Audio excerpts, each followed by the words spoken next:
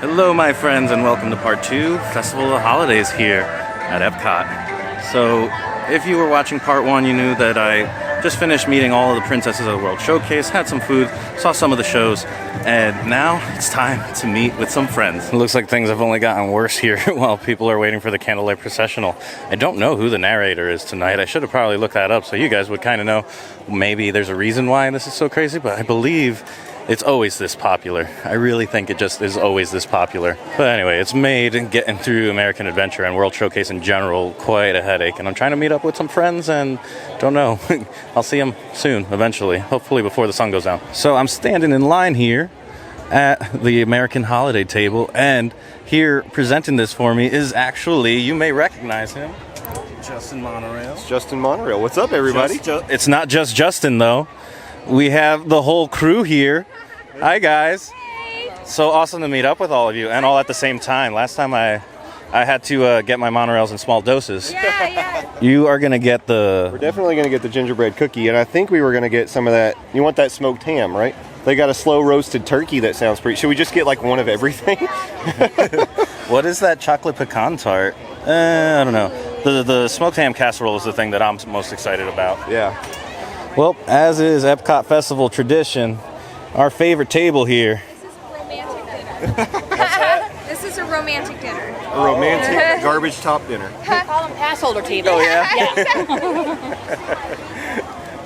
Wow, what is that one? It's the turkey. Oh my goodness. And it has green beans and cranberry sauce and mashed potatoes and gravy. Yeah.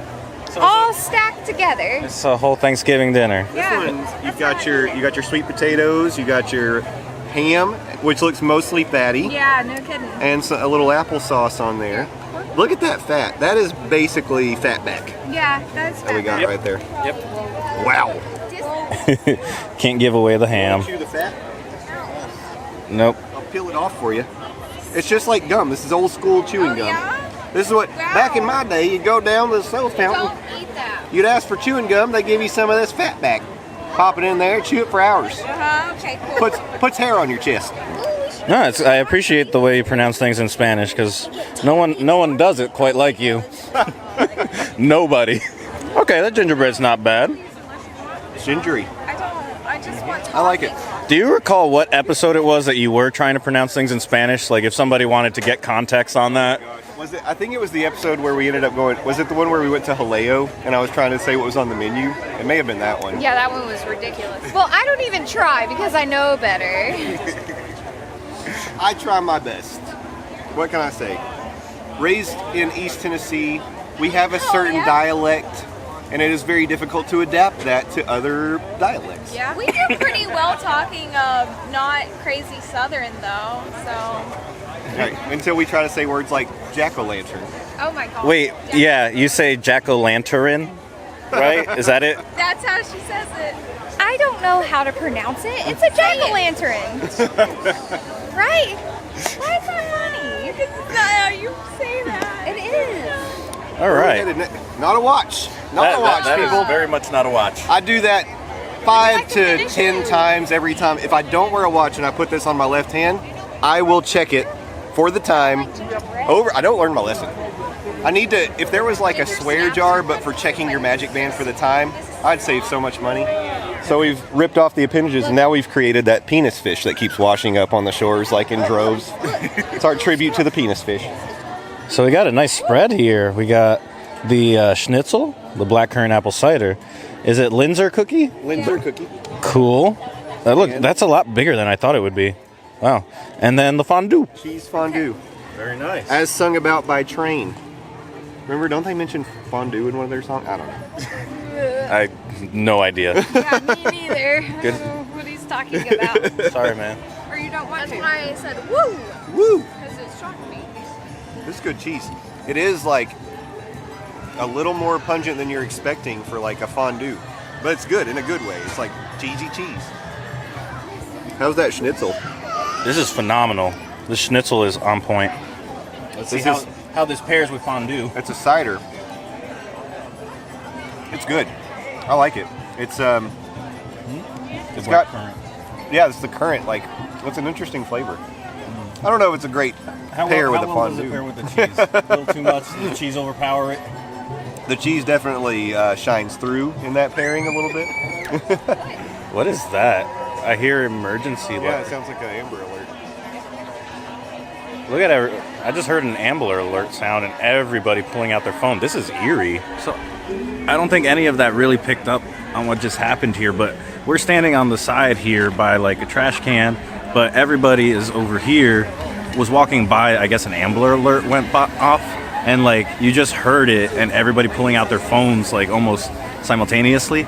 Very eerie. And then the Doppler effect as we went by. Wow. Never seen something like that before or experienced something like that before. So I took a little break. You can notice that it's a little dark behind me. I took a little break to do some photography. Oh, look who found me. I did some photography during a sunset because these guys went over on Test Track. Yeah. And they found me again. I ran into not one but two Disneygram photographers. Wow. And that was fun. That's cool. And we're going to head over to the Land Pavilion. Why? Because the land's got this beautiful overlay. And we got to go see it. You guys have not seen it yet, right? Not yet. All right, let's go do this. In the building? Yeah, in this building. You've seen birds in the building. Yeah, Interesting. I've seen one on those hot air balloons as well. On the hot air balloons? That's hilarious. Oh yeah, this is where you got that free pass holder dessert, right? It wasn't free. Actually, Oh no? Actually, we were denied because they said they'd all melted. And then Garden Grill over here, that's that character I love that place. buffet or something that spins, right? It's really good. It's good? Yeah. And I love that it spins too. Yeah, I heard that it'll do one full revolution while you're eating. Yeah, it's really cool how it gets like all the way around and you've just finished and you just leave. Yeah. So while we're waiting in line here, we got to talking about Justin applied for a media pass, and I was curious to see like what kind of stats and stuff they asked for. So he's pulling up the email real quick, and I don't know. We'll find out. I'm super curious. So essentially, they want stats on absolutely everything you're doing, any kind of social media engagement, anything you're doing on YouTube. They want to know, in terms of YouTube, how many subscribers, how many average views you get per video, and then like how long people watch the videos. They want all of that stuff. If you're on Instagram, they want to know how many people are following you. If you're on Twitter, they want to know how many followers you have, how much interaction you get. They want the stats. Like, you've got to go use those stat pages. And so our numbers weren't overly impressive when I put it all together. So just within a couple hours, I got a response back saying they weren't adding us to the list at this time. But I have heard that this is one of the ways that you actually can get yourself added to the list where they start inviting you to the media events. Is you just got to get on the radar. So I'm thinking this is something I'll do maybe in 6 months, do it again. Yeah. That's not bad. Did they ask you anything in particular for like your podcast stats, downloads, streams, or anything like that? Well, it's funny because if you look at the media site and you request credentials, they don't actually even talk about podcasts. So I had to say multiple times in the email that our key outlet is a podcast. But then when they responded to me, they were like, how many people read your blog? And I was like, okay, well, we're not. So whoever was looking at that email clearly wasn't really looking. Yeah. Beneath the surface of the land, rich trap water from the flowing mud, extracting precious nutrients and minerals. These elements, when combined with sunlight, create the diverse living systems of our planet. Amazing concentration of life on our planet. These dense and beautiful forests cover only a tiny portion of the Earth's surface, but they contain more than half of its inhabitants. Many forests are also learning to produce food on desert seacoasts by developing and planting crops that thrive on salt water. In Japan, we're learning that by mixing leaves and other living materials into our soil, we can make farmland more fertile.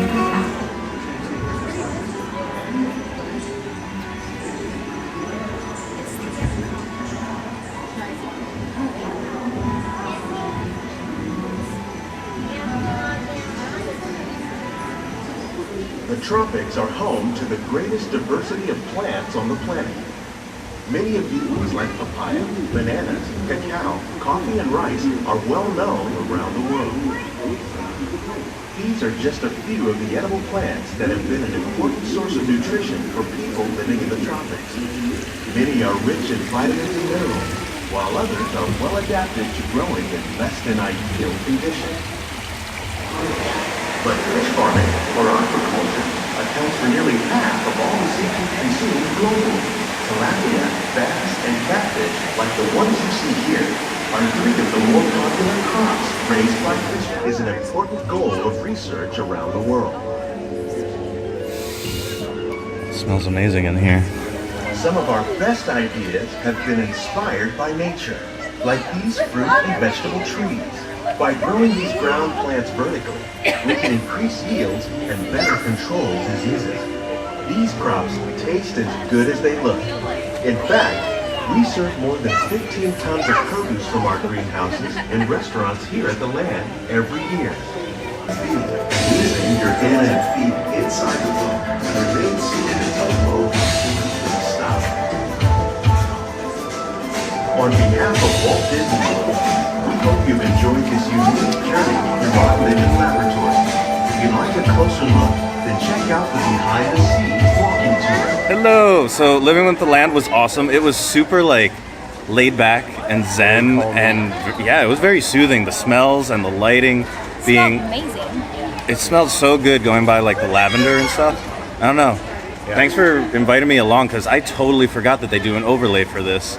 So yeah. Happy to have you. I mean, we had never experienced it, so this was our first time. So we loved it. It was great. Yeah. What else is there to say? But bonsai. Yeah. Bonsai! Yeah. No, thank you guys so much for watching. I'll see you next time. And I hope you go make your own adventure. And I haven't mentioned you guys, the monorail. Yeah. So you can check them out, the Monday Morning Monorail podcast. And I forget the Instagram and the Twitter, you had to change something up. So what Twitter's was that? at Morning Monorail. Everything else is Monday Morning Monorail. There. And website? Website, mondaymorningmonorailpodcast.com. So always a good time hanging out with the monorail family. And the first time I got to hang out with like the whole crew all at once. But Living with the Land was amazing. I didn't get to see quite as much of like Festival of the Holidays as I had hoped. But I'm gonna turn this right around and show you the tree now because it's all lit up. Yeah, so there's a photo of past photographers doing their thing. Man, this tree is beautiful. If I had more time, or if I were a local or something, I would definitely be taking fireworks photos with that as like the foreground element and let Epcot forever be behind it. That would be awesome. So I got one more stop to make in Mexico, and then that's going to be it probably. I have one other friend to meet up with, and I think potentially there might be a part 3 because I do want to come back and visit some of the things I didn't get to do today. And these were mango golden ales. Is that all right? So I'm sitting here, just got out of the Three Kings Feast of the Three Kings kitchen, and I have a mango golden ale, and I'm here with Kevin. He's a photographer who I will put up his information right here, and you can definitely check him out. So you were shooting earlier tonight, right? Yep. How was that? It was good. It's a little busy tonight. I was a little surprised that on a Sunday night it was as busy as it is, but... Well, I heard it's Gary Sinise that's actually the narrator tonight for Processional, which probably explains why, American Adventure was just a wall. It's tough to walk through for sure, but we'll see what we got. I think I got a few good shots in there, so we'll see. What are you shooting there? It's a Nikon D750. Oh wow, that's a good one. And so you have like a light portable tripod that you just roll so around it fits on my backpack, so it just kind of condenses all down into kind of one neat package, and I like that. and then at night once it gets dark, I kind of just attach it and go. All right, awesome. Well, Kevin, it's good to run into you. Yeah, you too. There is kind of some mango at the very end, after like the ale bitterness. I'm glad I only got this size. I don't think I would have been happy to commit to a pint. What's a little mini review here on the beer? It was beer. It was okay. It was not as mango as I wanted, or not as beer as I wanted. Like, it was kind of that weird in between. But I don't know that I would get it again. But it wasn't bad. Okay. So no regrets. Yeah, no regrets. Well, it was awesome running into you, man, and good to see you. So I'm glad we could have a beer and catch up a little bit here.